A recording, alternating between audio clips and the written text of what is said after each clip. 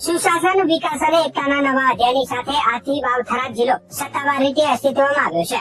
વિધાનસભાના અધ્યક્ષ શંકરભાઈ ચૌધરી અને મંત્રી પરબતસિંહ રાજપૂતના હસ્તે થરાદ ખાતેથી કલેક્ટર કચેરીનો વિધિવત શુભારંભ કરાયો છે।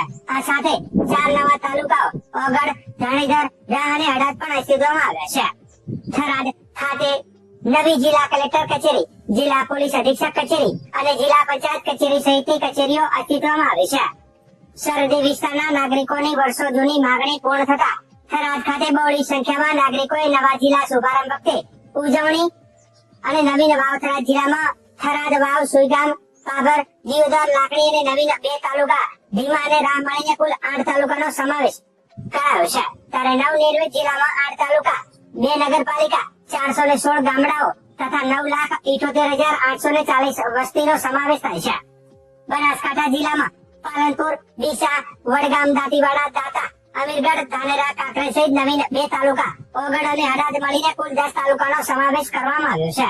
સરકારે વાવ થરાદ જિલ્લા માટે જિલ્લા કલેક્ટર તરીકે જે.એસ. પ્રજાપતિ, જિલ્લા વિકાસ અધિકારી તરીકે કાર્તિક જીવાણી અને જિલ્લા પોલીસ અધિક્ષક તરીકે ચિંતન જે તરૈયાની નિમણૂક કરી છે।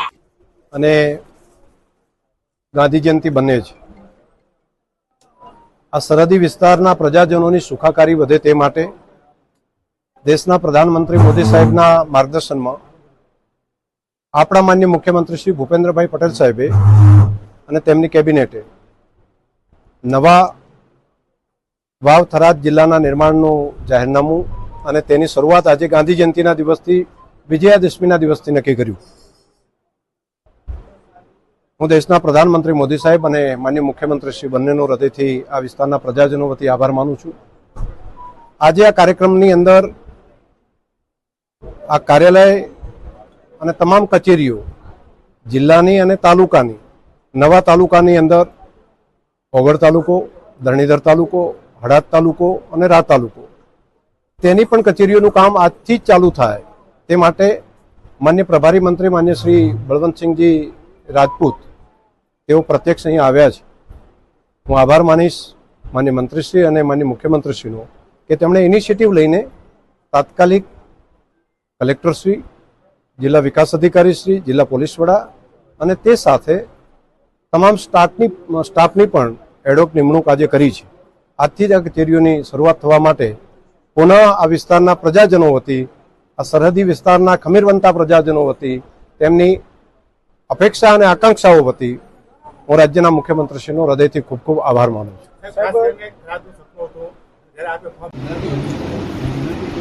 વિજયાદશમી નિમિત્તના દિવસે અને ગાંધીજી જયંતિ નિમિત્તે આદરણીય પ્રધાનમંત્રી નરેન્દ્રભાઈ મોદી સાહેબનું હંમેશા એક સપન રહ્યું છે કે મૂળ ગવર્નર છેવાડાના માનવી સુધી સરસ વ્યવસ્થા થાય અને શહેરીથી સરહદ સુધી સારું ડેવલપમેન્ટ થાય એ પ્રકારની વ્યવસ્થા હંમેશા આદરણીય પ્રધાનમંત્રી મોદી સાહેબે કરી છે।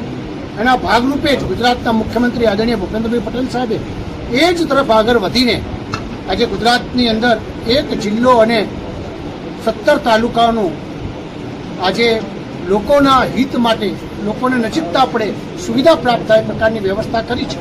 એના ભાગરૂપે આજે બનાસકાંઠામાં વાવ અને થરાદ એક જિલ્લો બન્યો છે, સાથે સાથે 2 તાલુકા પણ એ આગળ પ્રાપ્ત થયા છે। આજે આટલી એક સરસ વ્યવસ્થા થઈ છે અને ગુજરાત સરકારે અમારા મુખ્યમંત્રીશ્રીએ ઓન ધી સ્પોટ આદરણીય કલેક્ટરશ્રી, આદરણીય જિલ્લા વિકાસ અધિકારીશ્રી, આદરણીય એસપીશ્રી અને સરસ બિલ્ડિંગ સાથે જે સ્ટાફની જરૂર પડે એ તાત્કાલિક ધોરણે આજે નિર્માણ કરી છે।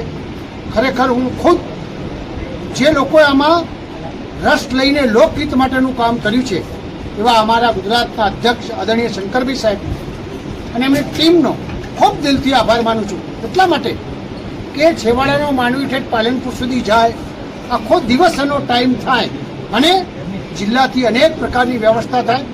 આદરણીય શંકરભાઈ સાહેબની કેટલાય ટાઈમથી માગણી હતી, એમની ટીમની માગણી હતી કે જલ્દીમાં જલ્દી જિલ્લો થાય।